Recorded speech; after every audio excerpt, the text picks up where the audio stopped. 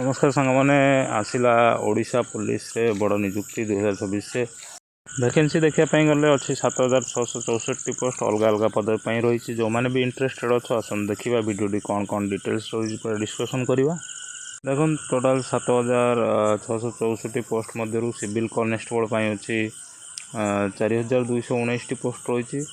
OISF constable रही 2212 post रही।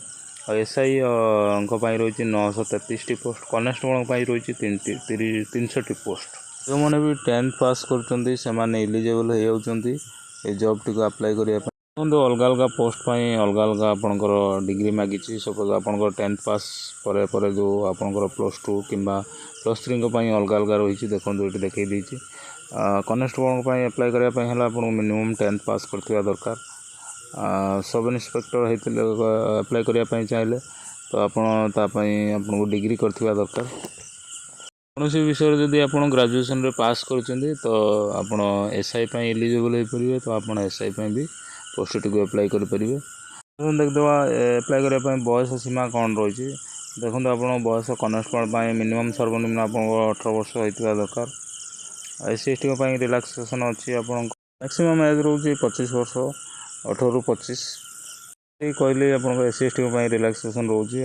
10 जून 2026 यार नोटिफिकेशन आपको ऑफिशियली मिल पार देखो कौटी मिल पार ओडिशा पुलिस ऑफिशियल वेबसाइट को आपको विजिट करने पड़ो तो विजिट कले आपको पूरा डिटेल्स से मिल 10 तारीख पर्यटन वेट करूँ जो मैंने भी अप्लाई करने चाहते तो केमती कौन रोचे यार प्रोसेस आप आगू देखो कहीदू।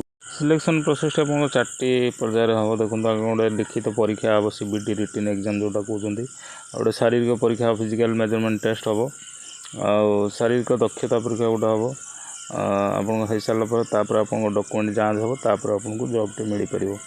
जो मैंने इंटरेस्टेड चैनल टी सब्सक्राइब कर रखु आपको पूरा डिटेल्स मिल पार।